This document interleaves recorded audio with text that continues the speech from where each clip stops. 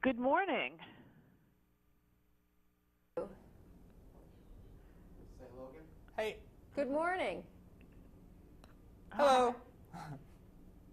Hello. I'm happy to have both Dr. Klotzbach and Jean Salvatore available to talk about this upcoming hurricane season. So what can we expect? What is the latest hurricane forecast for this season?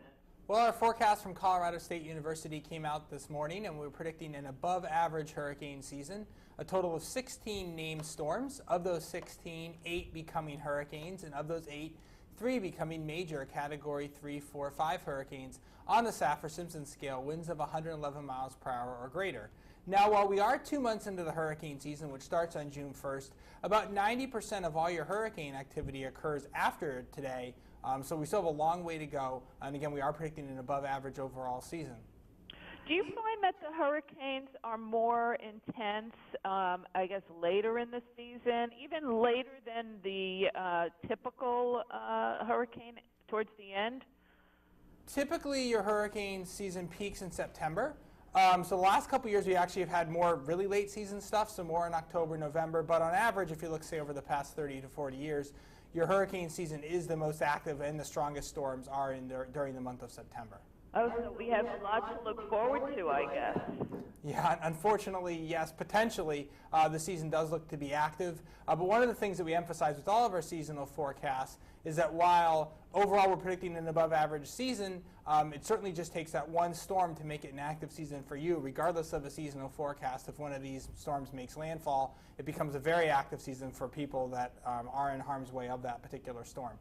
Now, are coastal areas becoming more vulnerable to hurricanes?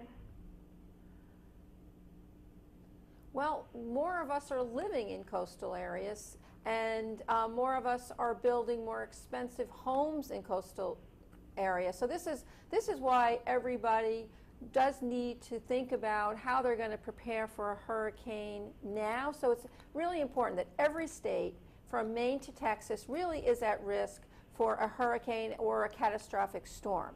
So right now it's a really good time for everybody to review your insurance. Make sure that you have enough insurance to rebuild your home, rebuy, replace all of your personal possessions.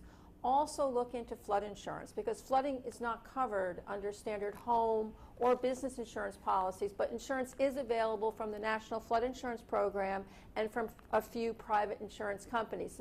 And people really need to take this risk seriously, because 90% of all natural disasters have some form of flooding, so the risk is higher than what most people think. Well, how can we prepare ourselves for the hurricane season? I mean, it is devastating.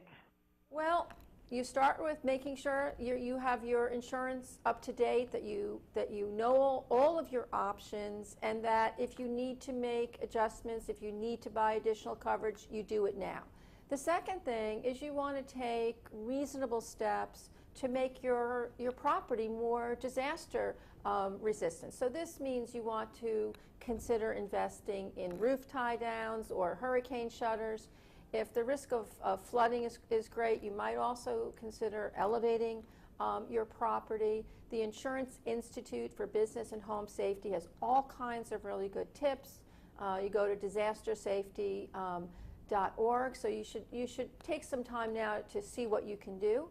And it's also important that everybody has an evacuation plan. So if you are told to evacuate, you really have to leave immediately. And now is the time to think through what you're going to do. So you need to think about what you're going to take and where you're going to go.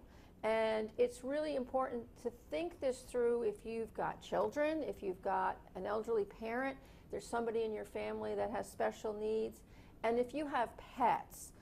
Think about this, because not all shelters are going to accept your beloved dog. So you want to think about this ahead of time. Well, you've given us quite a bit of information, and where can we go if we want more information? Well, the Insurance Information Institute has a marvelous website. We've got all kinds of information on insurance and also how to protect your home and business, as well as links to other sources of information. So that's iii.org, one-stop shopping for everything you need. Well, thank you very much, and good luck this season. Good luck to you too. Thank you.